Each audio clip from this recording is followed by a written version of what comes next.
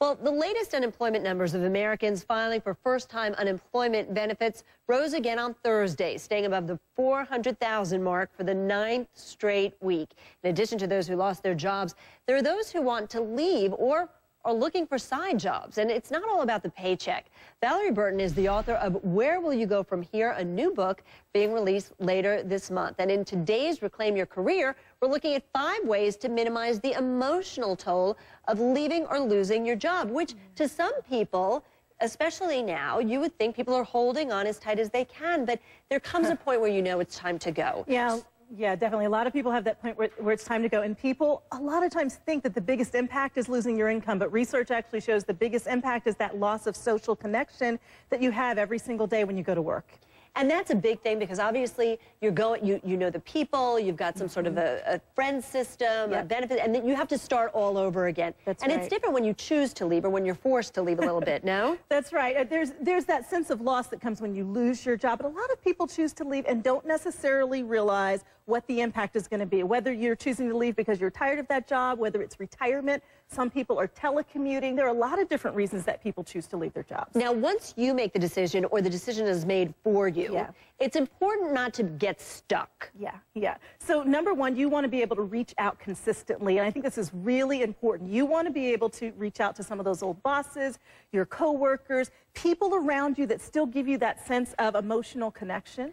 All right. And another thing is that obviously you leave, there's kind of a sense of, I'm going to take a vacation. I'm going to just sort of relax, chill, catch up on my life. But it's important if you've either lost your job or you're going to look for a new one to stay active, to stay busy. It's important to stay busy. It's important also to not ruminate. And so many people will ruminate. They will rehash all the things that went wrong.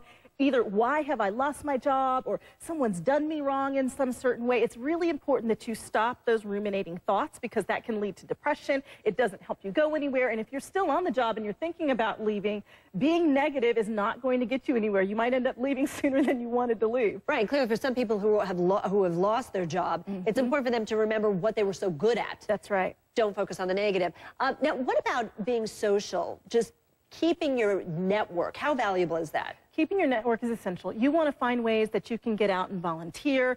If you're ruminating, if you're frustrated, being able to focus on helping someone else can be really, really powerful. So finding those ways to get connected outside. Also, there's something that's really interesting. A professor at University of Virginia, Jonathan Haidt, talks about having a hive in his book, The Happiness Hypothesis.